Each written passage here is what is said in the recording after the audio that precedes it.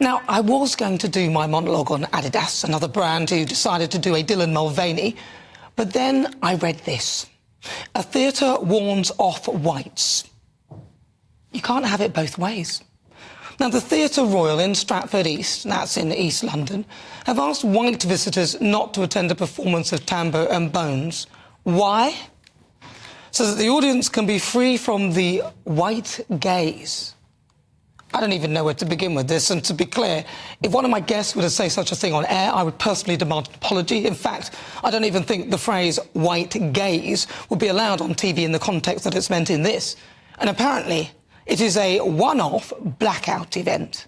The description of the show reads as this: a blackout night is the purposeful creation of an environment in which an all-black identifying audience can experience and discuss an event in the performing arts, film and cultural spaces free from the white gaze. Now, Channel 4 did something like this on air, which at the time I thought was pretty disgraceful, and I'm unsure how they got away with that, but my point is quite simple. You can't have it both ways.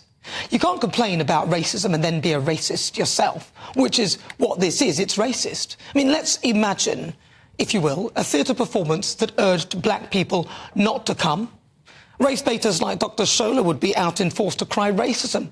So why is it allowed the other way round? You can't have it both ways.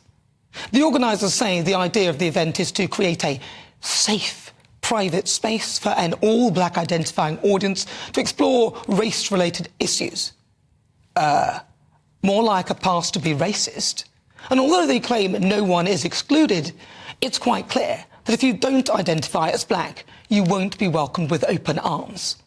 Now, Festus Akinbuyose, PCC for Bedfordshire, said this: I would strongly urge the organisers to reconsider their decision in light of the message it sends and the precedent it sets. He went on to say, society is richer and stronger when an understanding of each other's stories is shared and heard.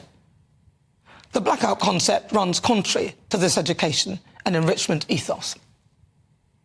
Now, a viewer, Pearl, wrote to me this morning saying how angry she was after reading about this, and I'm inclined to agree with her.